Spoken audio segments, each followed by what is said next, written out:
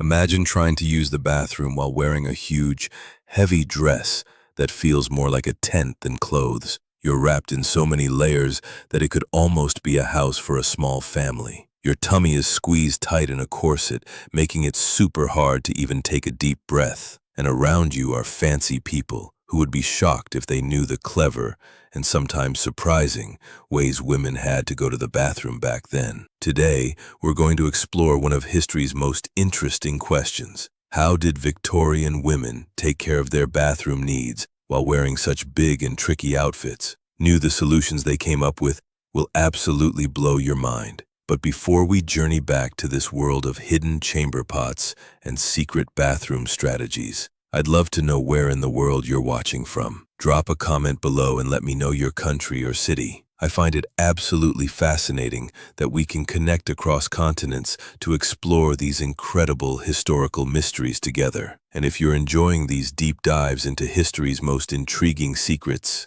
hit that subscribe button because we've got so many more mind-blowing stories to uncover. Now, let's transport ourselves back to an era where using the bathroom was essentially a full-contact sport, and women had to become masters of stealth and strategy just to answer nature's call. The Victorian woman's daily dress routine was like preparing for battle. She'd start with a thin linen shift. Think of it as the foundation layer that would protect her expensive outer garments from direct contact with her skin. Then came the corset, laced so tightly that many women actually had their lower ribs permanently reshaped. Over this went multiple petticoats, sometimes as many as 6 or 7 layers, each adding volume and shape. But the real engineering marvel was the crinoline, a cage-like structure made of steel hoops connected by fabric tapes. This contraption could extend up to 6 feet in diameter, making simple tasks like sitting down or walking through doorways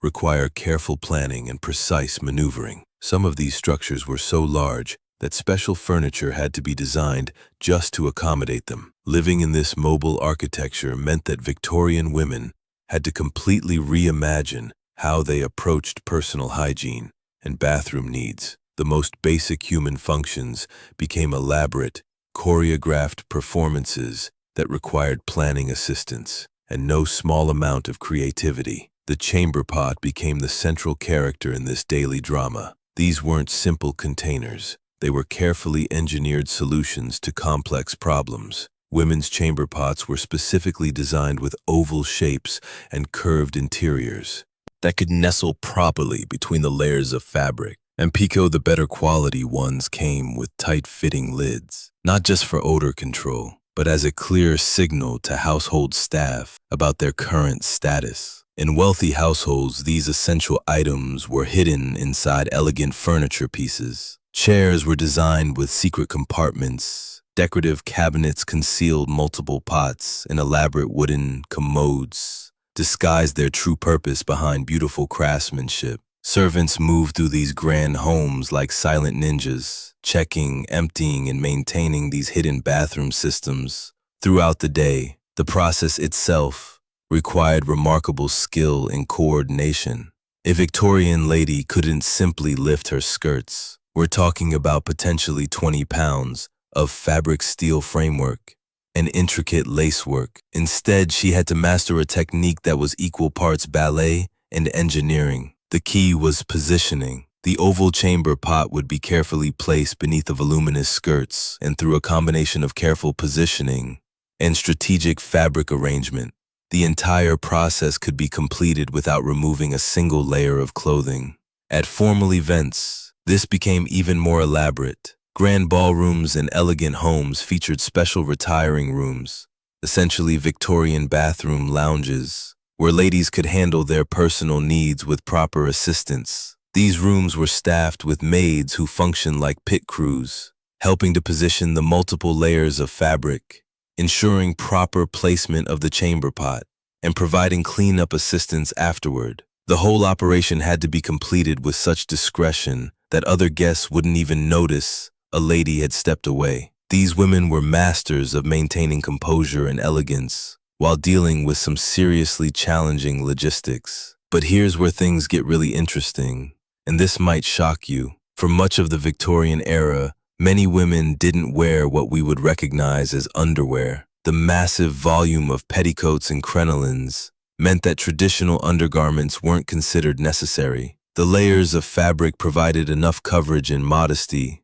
or so they thought. This changed dramatically when crinolines started causing public incidents. Picture this: a lady walking down a busy street when a strong gust of wind catches her enormous skirt and flips the entire structure upward like an umbrella, turning inside out. These embarrassing episodes became so common that society finally decided that perhaps some additional coverage might be wise. The solution was revolutionary for its time: split crotch drawers. These weren't solid undergarments like modern underwear, but rather two separate pant legs connected only at the waistband, with strategic openings in the middle. This design was pure genius. It provided modesty when needed, but the split construction meant that women could handle bathroom needs without having to remove or adjust their undergarments. The logistics of Victorian bathroom routines extended far beyond just the mechanics. Consider the cleaning supplies available at the time. Toilet paper as we know it didn't exist until very late in the Victorian period. Instead, people used whatever was available: old newspapers, catalog pages, corn cobs, leaves, or pieces of soft cloth that could be washed and reused. For wealthy Victorian women, soft linen cloths were the preferred option. These could be laundered, along with other household linens, and provided a more comfortable experience than the alternatives. However, even these had to be carefully managed and maintained by household staff. The monthly challenge of menstruation presented another layer of complexity to an already complicated system. Victorian women dealt with their periods using homemade cloth pads and a system called the tea bandage, essentially a cloth belt system that held absorbent materials in place. These materials ranged from soft rags and cotton to moss, sheep's wool, or whatever absorbent natural materials were available. Women had to change these makeshift pads frequently throughout the day, often 12 to 20 times during heavy flow days. All of this had to be managed beneath those enormous skirts, often without assistance and always in complete silence. Society's expectations of feminine propriety meant that menstruation was never discussed openly, even among women. The washing and maintenance of Victorian clothing added another dimension to these challenges. Those elaborate dresses, with their yards of fabric, intricate beadwork, and delicate materials, couldn't be washed frequently. Many households only did major laundry twice a year, during events called Great Wash Days. Instead, dresses were maintained through careful brushing, airing out, and the liberal application of powders designed to absorb odor and oils. The undergarments that actually came into contact with the body, the shifts, cheams, and later the split-crotch drawers, were washed much more frequently. These washable layers served as protection for the expensive outer garments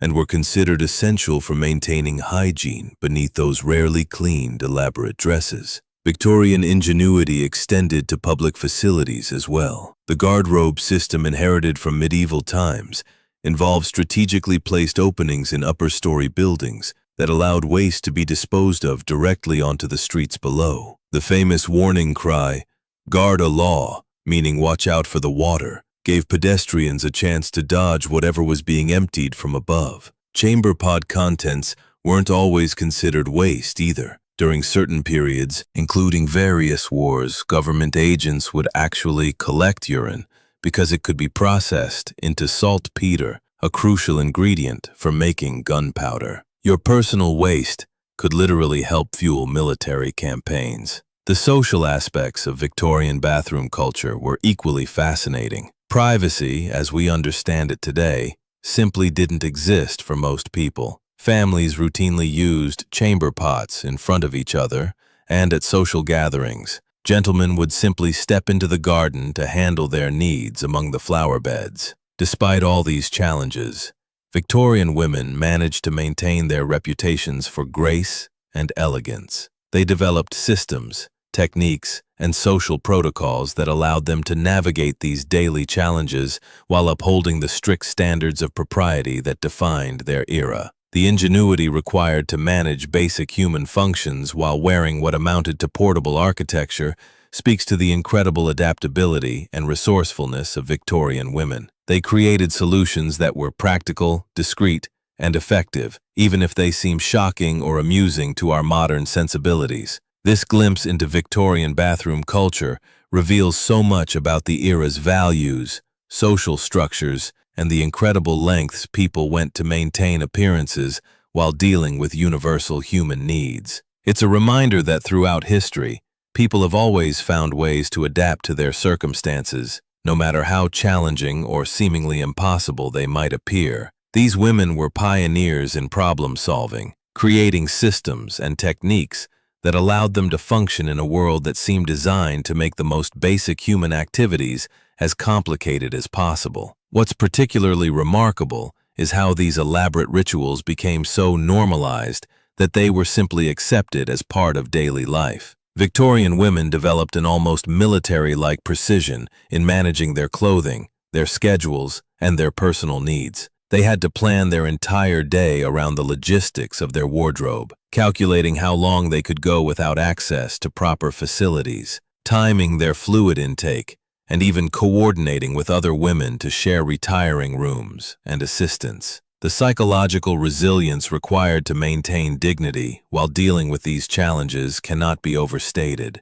Imagine the mental fortitude needed to attend a formal dinner party, engage in witty conversation, dance gracefully, and maintain perfect posture, all while managing the physical discomfort of a tightly laced corset and the constant awareness that any bathroom emergency would require a complex logistical operation. Victorian women also developed their own secret networks of knowledge and support. Mothers taught daughters the intricate techniques required for managing their elaborate clothing systems. Servants became experts in the subtle art of assistance, knowing exactly how to help without drawing attention to what was happening. Female friends developed coded language and discrete signals for communicating bathroom needs as social events without breaching the strict rules of polite conversation. The economic impact of these clothing systems was enormous as well. Wealthy families employed teams of servants whose primary job was maintaining the complex wardrobe requirements of the household's women. Laundresses, ladies' maids, and seamstresses all specialized in different aspects of keeping these elaborate clothing systems functional. The amount of labor required just to keep one Victorian lady properly dressed and maintained was staggering. Interestingly, the inconvenience of these clothing systems may have actually contributed to some positive social changes. The difficulty of managing such elaborate dress encouraged wealthy women to spend more time at home or in controlled social environments, which inadvertently led to increased focus on domestic arts, education, and intellectual pursuits. Some historians argue that the impracticality of Victorian fashion actually pushed women toward more sedentary but intellectually engaging activities. The evolution away from these extreme fashion constraints didn't happen overnight. It took decades of gradual change, influenced by everything from bicycle riding becoming popular among women to the practical demands of World War I, which required women to take on more active roles in society. The enormous crinolines gradually gave way to bustles, which then evolved into more practical skirt designs that allowed for greater mobility and independence. Looking back at these elaborate systems, it's easy to see them as quaint historical curiosities, but they reveal something profound about human adaptability. Victorian women didn't just survive these challenges, they mastered them, creating elegant solutions to seemingly impossible problems. They developed techniques that allowed them to maintain their dignity, their health, and their social standing while navigating some of the most impractical clothing ever designed.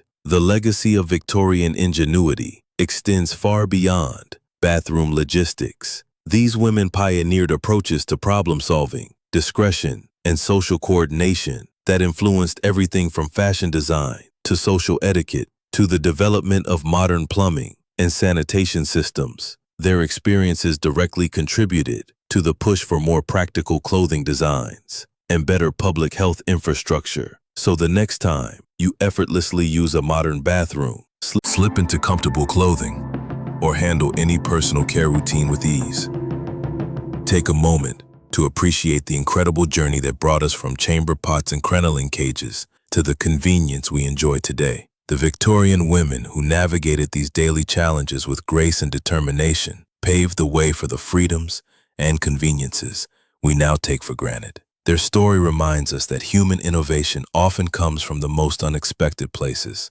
Sometimes the greatest advances in convenience and comfort are born from the most inconvenient and uncomfortable situations. Victorian women transformed necessity into art, creating systems so sophisticated that they maintained elegance even in the most challenging circumstances. And that's the incredible hidden story of how Victorian women managed one of life's most basic needs while dressed like walking works of art. It's a testament to human creativity, resilience, and the lengths people will go to maintain dignity in any situation. What did you think of this journey into Victorian bathroom culture? Were you as amazed as I was by the ingenuity and complexity of these daily routines? I'd love to hear your thoughts in the comments below. And remember to let me know where you're watching from. Connecting with viewers from around the world makes exploring these fascinating historical mysteries even more exciting. If you enjoyed diving deep into this hidden side of history, you'll definitely want to subscribe,